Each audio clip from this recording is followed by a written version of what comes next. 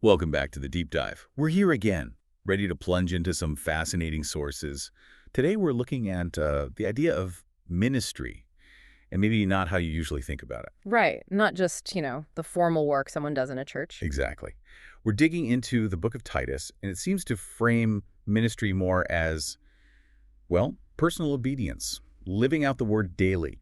That's a good way to put it. It provides this sort of blueprint. So our mission today is to unpack some of those specific guidelines, for living in a faith community, but also for what real spiritual leadership looks like, according to Titus. Sounds good. Let's get into it. All right, so the sources jump right in with Paul sending Titus to Crete.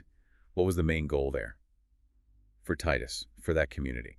Well, it's interesting. Paul's mission for Titus, it wasn't just start a church. It was deeper. Deeper how? It was about helping people really get God's word, like internalize it. And from that, raise up righteous people, help believers, saints, live by God's truth, even when, and this is key, even when that truth felt uncomfortable or clashed with the culture around them. So not watering it down to fit in. Definitely not. It was about conviction, standing firm. Okay. And that leads to the vision for the church itself. It's not presented as just a waiting room for heaven, is it? No, not at all. That's a really important point in the analysis.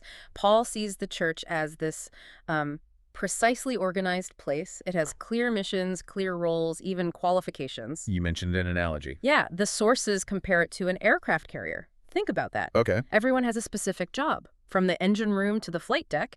And when everyone does their part, The whole thing works. It moves forward. exactly, collective purpose, shared happiness even in fulfilling those roles. It's about synergy moving together. That paints a really clear picture.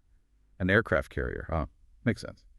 And that idea of specific roles, it connects to how Paul actually instructs Titus, right? It wasn't just one message for everyone. Absolutely not. He gives tailored guidance. You see it clearly. Instructions for older men, different ones for older women than younger men, younger women, even slaves. It reminds me of a doctor. You don't give everyone the same medicine. You diagnose first. That's a great analogy. It's like discerning someone's spiritual age. Their maturity, their needs. Right. Where are they on their journey? What support do they need right now? And this connects to being a coworker in God's plan. What does that mean, practically? It means being willing to adapt, adapting to God's methods for that specific church community, not just sticking to what you're used to from somewhere else. Healthy believers, the sources suggest, they learn quickly, they adapt, cooperate, they get that the methods might change, even if the core beliefs don't. Okay, adapting to the specific needs and methods. So that brings us to the leaders. How should they operate in this kind of tailored environment? Titus 2, verses 7 and 8. Really emphasize an exemplary life. Yes, and this is where servant leadership comes in, but maybe with a bit more grit than we sometimes think. Grit, how so? It's not just about being nice, it's about being proactive, demonstrating it. A leader's real influence, it comes from first living it out, showing the way. Even if they're not perfect. Especially then, perhaps, it's about the effort, the direction. Think practical things. Arriving early, preparing, cleaning up afterwards, welcoming people, and crucially, being willing to go first into the difficult places, the uncomfortable conversations, the challenging tasks. Like David running towards Goliath. Exactly. That willingness to face the hard stuff, maybe even suffer a bit for the cause, that generates real boldness. Yeah. It's about pioneering spirit, not just position. So it's actions, but also words. Paul tells Titus to speak with discernment and logic.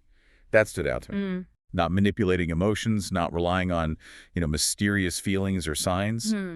The Bible as a book for clear thought. It's a vital point. The sources stress the Bible contains the highest logic and God's truth.